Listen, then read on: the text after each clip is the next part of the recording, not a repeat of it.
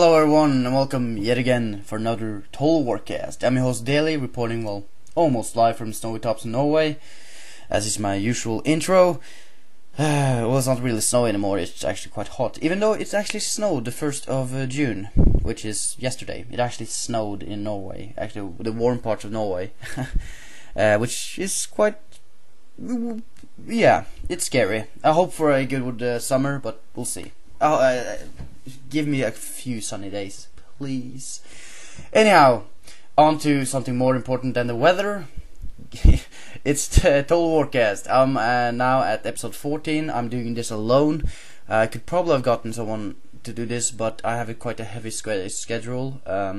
Well, not heavy, but at least I have plans tonight, and I also have plans tomorrow. So I wanted to do it now when I know that I have time. Something can come up tonight, and something can come up tomorrow. So yeah, so it's Saturday, and I've gathered a bunch of new gaming news. I also have some news from TWC, and of course some actually Total War related stuff. So stay tuned. First news is that the Scriptorium for May is out and includes interesting articles and reviews, including, for example, Assassin's Creed Brotherhood by Ishan, and which I just read. I don't agree with him, but it's still good. So check it out if you want to. There's a lot of good read there. I feel so embarrassed because I write like a donkey, and then I see all these guys that are so good. So there's a lot of interesting articles there, so go check it out. It's kind of weird since you have such a huge backing by writers on this, and it's just me on the Total Warcast. So it's kind of weird to see that there's so many people cooperating on one thing. I can't cooperate with people for anything, really. I just take charge and do what I want to do. Sorry. There we are. Yes, that's Scriptorium. Check it out if you want to. Next news is actually quite relevant for Total War games, and that is that the new DLC, well, the 4 new DLC for the 4 new factions that were previously locked for us is now out. It seems there's €349 per item, meaning that you have to pay €13.96 for all 4 factions, which means, let me get a calculator here, 13.96 times 8. Yeah, that's over 100 Norwegian kroners. What can I buy for that? It's not a lot of money. It's 1/4. It's actually almost 1/5 of a game if I buy it on Steam. No, 1/4. Yeah, 1/4 of a game that I buy on Steam when it's released. So I think that's pretty stiff, to be honest. I think that's way too way too high of a price to pay for 4 new factions in Total War, because you don't even know if you're going to play it. That's the thing. You don't really know. Am I going to play it? I'm going to play Saga. I'm going to complete their campaign. No, you don't. And of course you can choose which one. Oh, do you want to play Obama? Still, it's... Yeah, I think it should have been... What I always say about, when we talk about DLCs, add more content to it. And then add some price. Yeah, of course you can customize this DLC buying 2 factions. Like, you can choose which faction, but there should be like a whole package sale. Just talking about the, which is smart. But it isn't, so it's kind of stiff, the price. I feel that I'm not going to get it. Of course I have money now since I got a job, but still, no, I don't. There's not enough. The thing about Shogun 2 that you can't really release faction DLC. You shouldn't do it anyhow because I'm against it. But I'm talking about, in general, since we're in this deep waters or thin ice or whatever you want to call it with the DLC. I think it's proper to have, like, if you're gonna add something like, for example, a faction DLC, there should be some kind of difference between the factions. There is not so much difference between Obama and Saga, even though it's different starting location, different tactics, yeah, all that. But it's like just when you look down on it, it's not really that different. You don't get the whole it's sort of new play experience, but it's not worth this kind of cash. So sorry, will not get. But of course, everyone is entitled to their own opinion. If you have a lot of cash flying around, you know, somebody might do have that. Use money on this. Why not? It's your money. I don't care what you spend it on. You can spend it on prostitutes and cocaine, or, you know, throw it out the window if you want to. I don't care. Or you can send it to me. I need it more.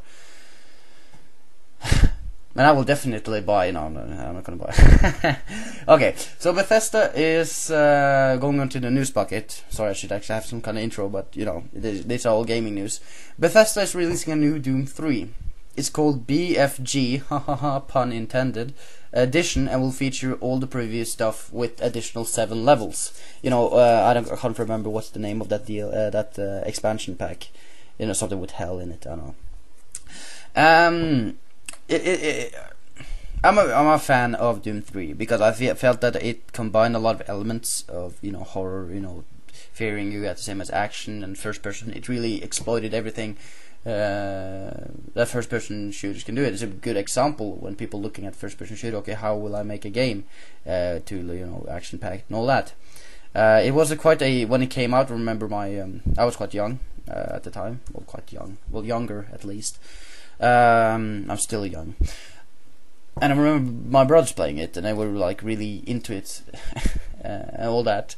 And it's like I like that they releasing it anew with new stuff and all that. And one thing I did not like is that they are gonna add a armor-mounted flashlight. Okay. To explain that, okay, for a lot of you who here has played Doom 3, I know that I'm talking to myself now. I know that you can't raise your hand or clap or whatever you want to do, but at least just imagine this. If you played Doom 3, that's the switching between your gun and your flashlight was one of the greatest gameplay, you know, mechanics of this game. It like centralizes on that fear, you know, you can't see, you have to put up your light. But you can't defend yourself. Well, of course, you could batter people with that huge ass goddamn flashlight, but still, you know.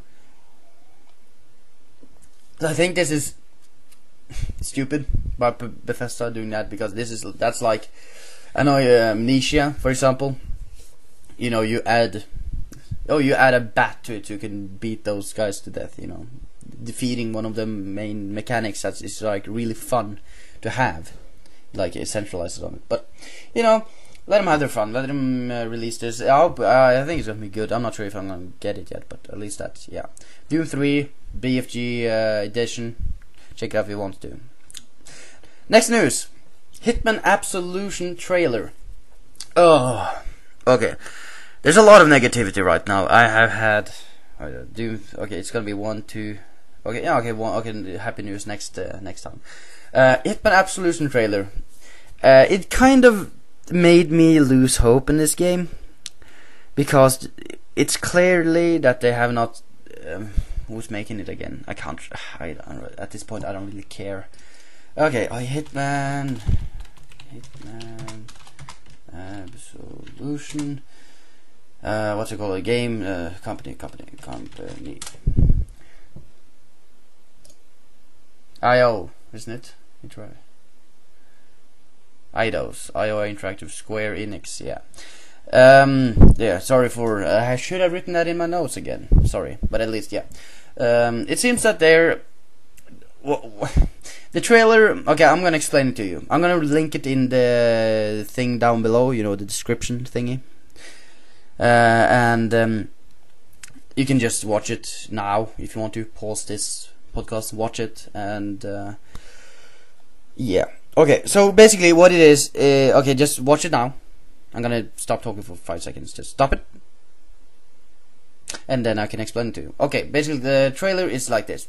There's, I can't count it, 6 nuns, 7 nuns, I don't care. 7 skimpy clad, like they have no clothes at all almost, nuns wearing big ass machine pistols, and Agent 47 is engaging them in close quarter combat and shooting them, breaking, not only stabbing someone, I think, breaking something, shooting someone in the head and breaking one of their noses in a really extremely and gory way. And the worst thing that I read was that it was a true, what you call it? The true, like, one of the game developers said that this is a true, like, it really shows how the game is going to be. What? Hitman Absolution will be about kicking, like, skimpy clad nuns to death?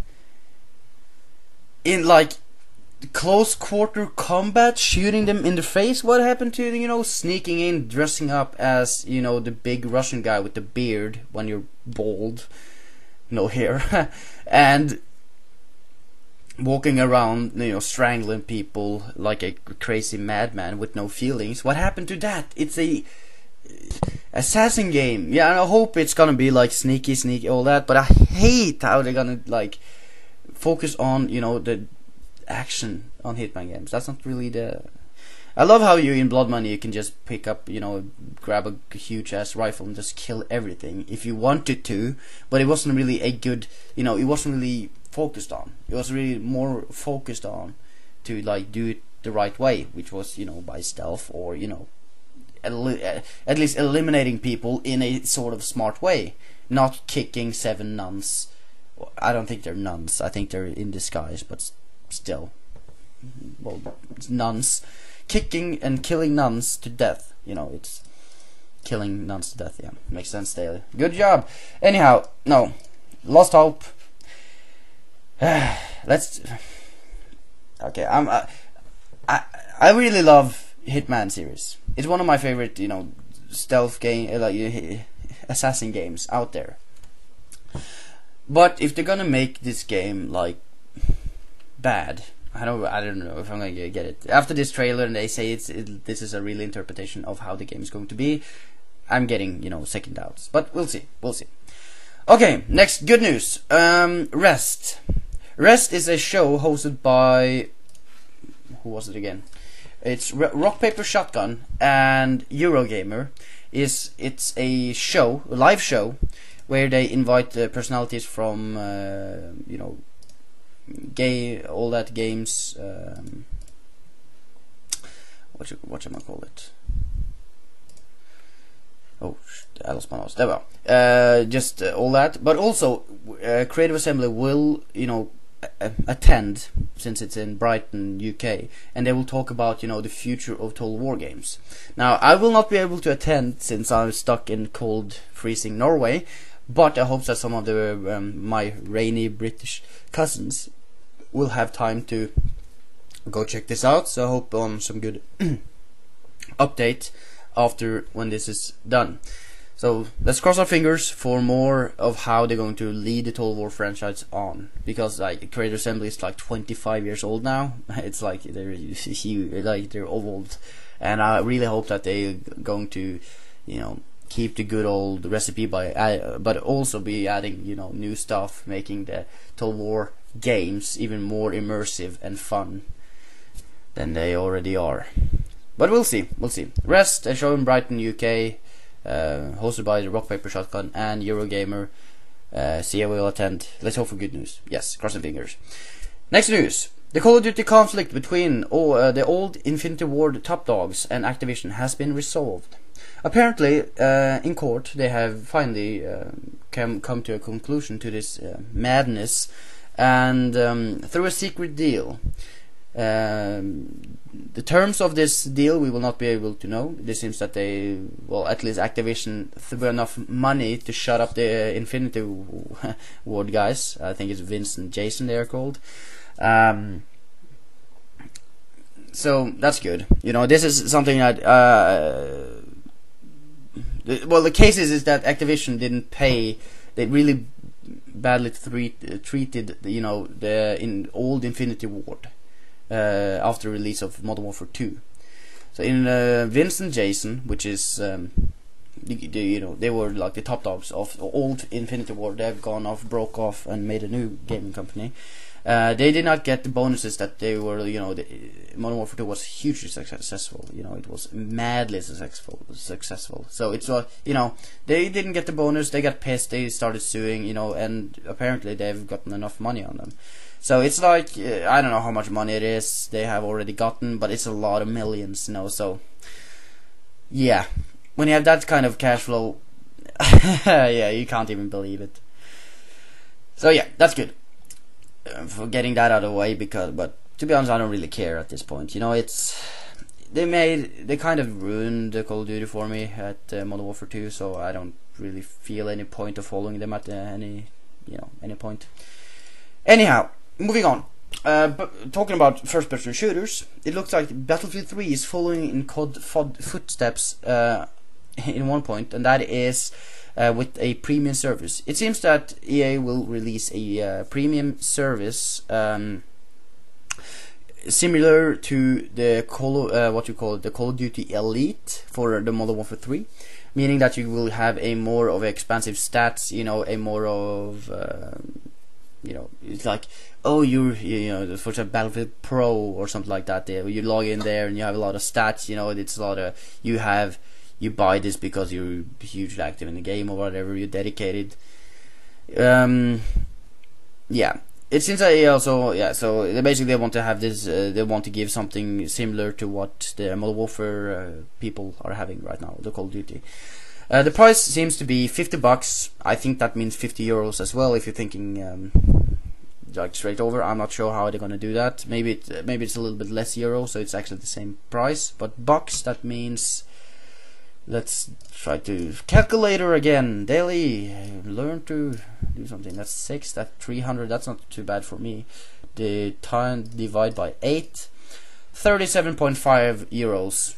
Somewhat. I'm not sure. You can time that by. I can do pounds as I'm doing it. I'm just having this currency in my head. I'm just doing the calculator. 50 times 6. That's around what American dollar is at now. Let's divide that by 10. Of course, that's 30. So that's 30 pounds ish. So that's good. No. So that's not too bad. What I'm saying in the price, at least. Let me get down to it. Okay, so the content you will get for what I'm reporting right now is what you get. You get all the future and existing DLCs. I think that's 20 maps in total, maybe, I'm not sure. 20 new weapons, 10 plus new vehicles, and 4 new game modes, plus 30 assignments, unique in-game knife, dog tags, and camos, unique weapon camos, and a bunch of other stuff. So basically you're getting for a price of 300 kroners. That's not really too bad, but the problem is, as I'm seeing, will this split up the servers? Will a player not be able to join a server which is hosting these? Of course they can't join when it's a new map, but I mean, get a new vehicle, you can't join when it's a new vehicle. I don't hope that's gonna happen. I hope that it's gonna be more of a, how are they gonna do that? Because the thing is, if it's you have to pay $50 to get all the new vehicles and all the new maps and all that. They're really gonna split up, the community. I always see this happening, in Gears of War. It happened in Gears of War, for example, where people were, didn't have the cash to invest into this kind of stuff. So it's kind of sad to see. I hope that's not gonna happen. Weapons is okay because that's you on person, but 10 plus new vehicles, I'm not sure how they're gonna do that in or 4 new game modes. I'm not sure how they're going to do that. So we'll see. Maybe they're gonna capture the flag, which would be awesome. If we could get that in Battlefield 3. There's a huge map, and then you have 3 flags or something instead of 1. But at least that's what you get, and I really hope they're not gonna do it so that you split up the community or the players into different player bases. Which that would completely suck if they did. Because there's a lot of guys playing BF Battlefield 3. There's an abundance of players, and but still, it's not good. It makes.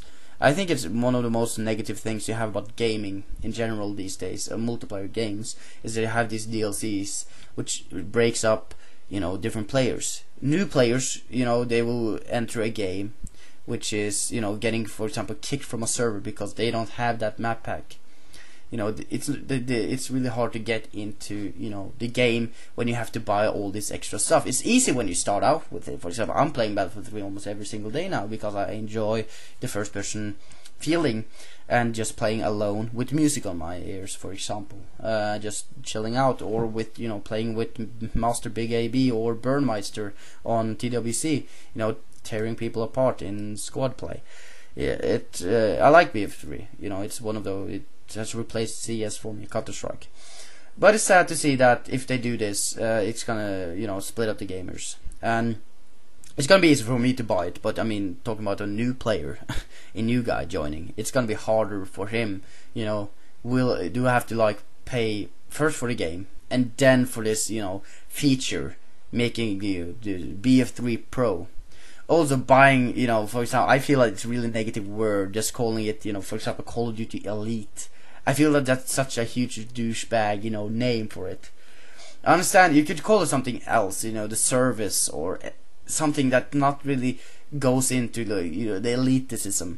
You know, you're not elite if you play, you know, Modern Warfare 3. I don't really want to call you elite at all. You know, yeah, I got the stats of where most people get killed. I know where to camp. What? You know where to camp? Yeah, good for you, man. Like, we care. It's like, I think it's a bullshit service, to be honest. You don't really need it to play the game, but they kind of almost push it on, saying that, oh yeah, you want to be pro, yeah, you want to be elite, you want to pwn all them noobs. Yeah, it's kind of, I personally, I think that's the wrong way to go about it, because I think already we have way too many douchebags on the internet, and way too many guys thinking too high of themselves, especially in multiplayer games like first-person shooters, or for example Heroes of New Earth, you know, the Defense of the Ancients type of games. Like, horrible community, I feel. I don't really understand how people can play those games. But you know, it's competitive. I understand people get angry, you know, or like to flame people, but still, it's, yeah. So that's my you know, 2 cents on it, to say it like that. Let's just hope it's not really, like I said, it doesn't split up the community. It doesn't really limit the player in still playing with their friends, even though it seems that that's gonna be the case.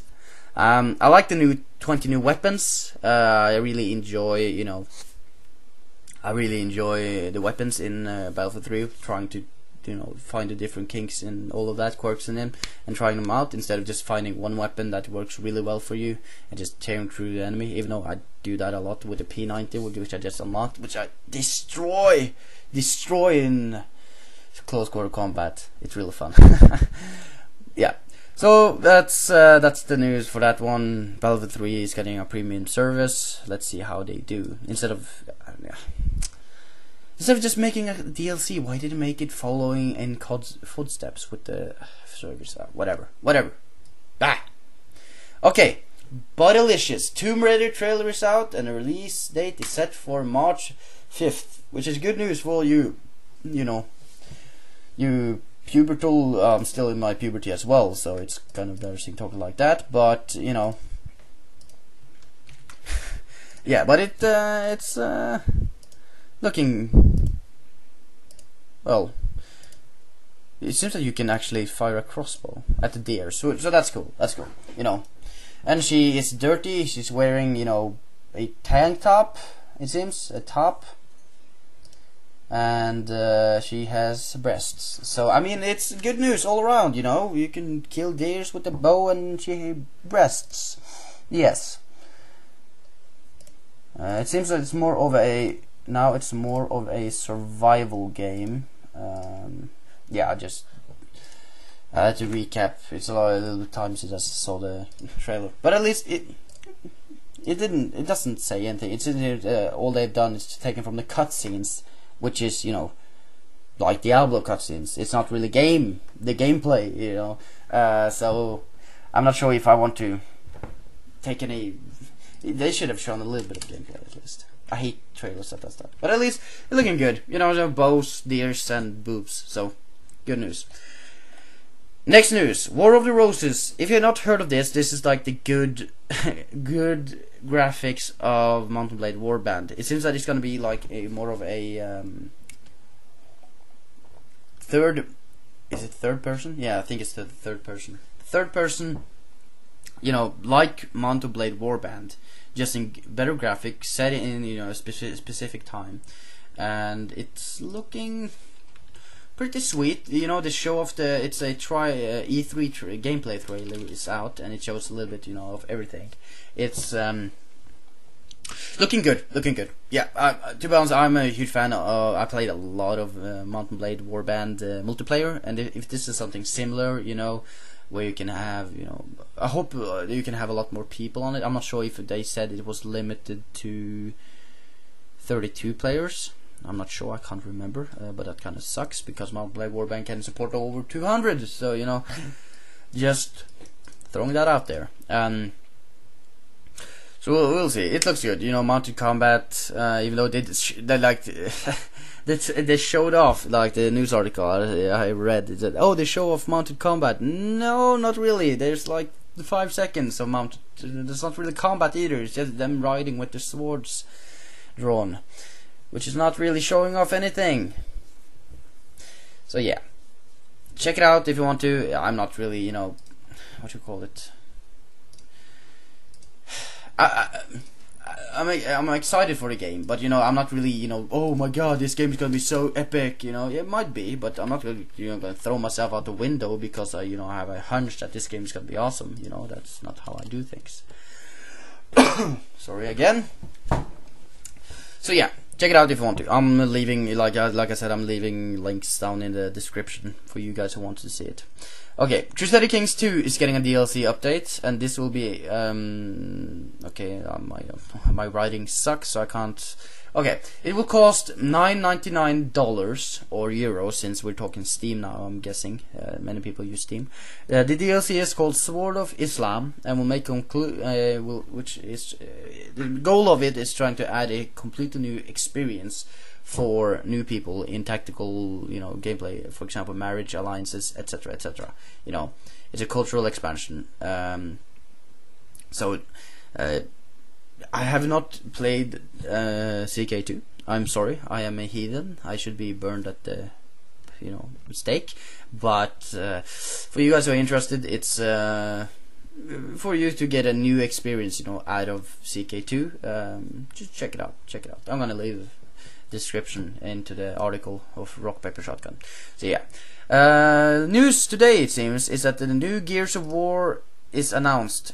It's called Gears of War Judgment, and it is being developed by the makers of Bulletstorm. People Can Fly. I thought they were done with the number 3. I bought number 3 because I was hoping that it would be better than the second. It was not, and that's my last 360 game I have bought, so that does not bode well for anything. But at least it's a, we'll see what they're gonna do. You know, there's not really much they can do with the story anymore. There's not really anything more they can do.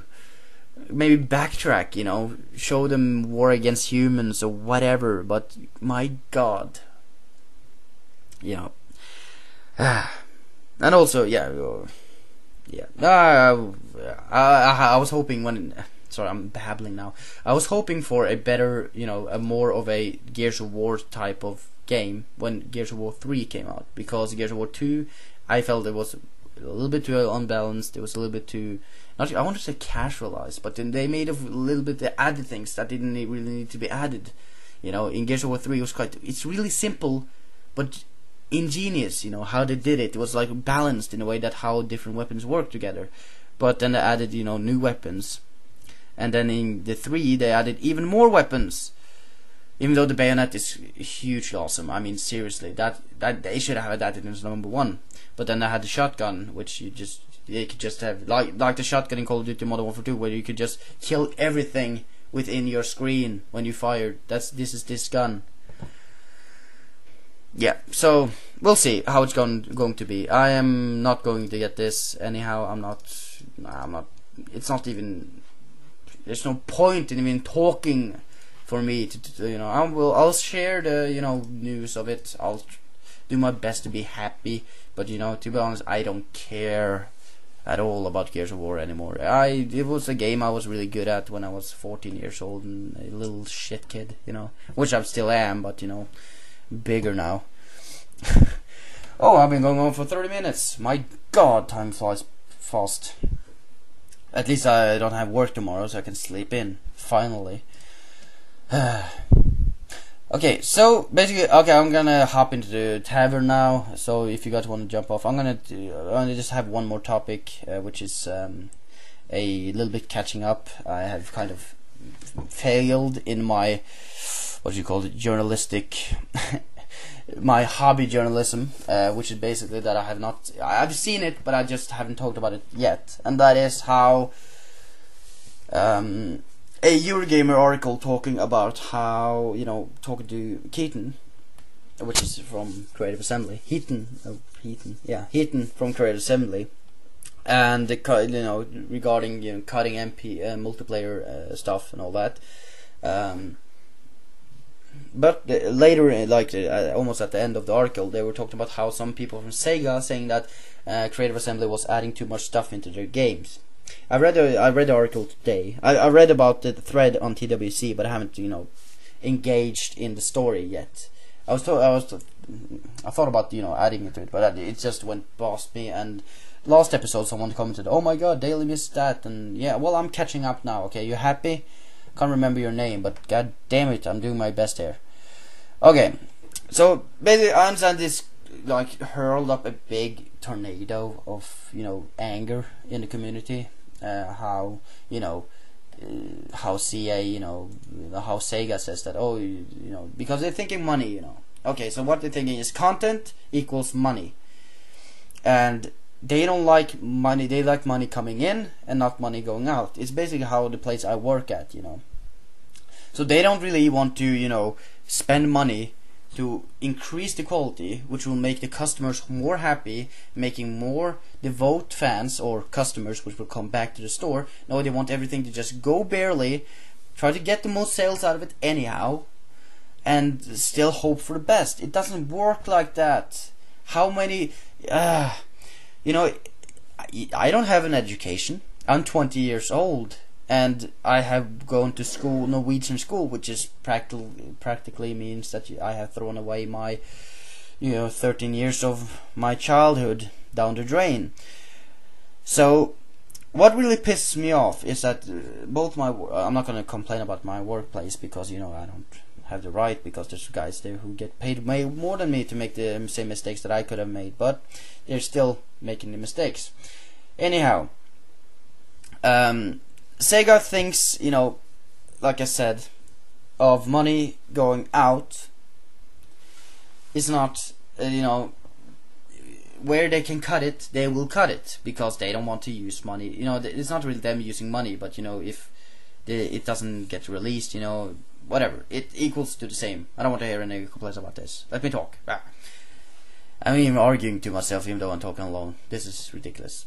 What I'm saying, at least, is that Sega is a company that, that's the way it goes with anything. They really want to, save money there and, get money in. They're a huge entity. They don't really care about the content. They don't really see the customers at all. They're blind to the customers, like us. They don't really see the communities. They don't really see what we want, and they really don't care if there's more. For example, if there's a huge game or a small game, if it's Shogun 2, or if it's Rome, or if it's Empire, or if it's as long as it sells and it's not like a complete mess, they don't care, as long as they make their money. So if they see, for example, oh wait, you added 40 different nations that you can do with special units for each single country, special units for each single faction with different colors, they stand out on a battlefield. What? You could have at least have 20 of them in a DLC, and at least close to 5 of the factions, so that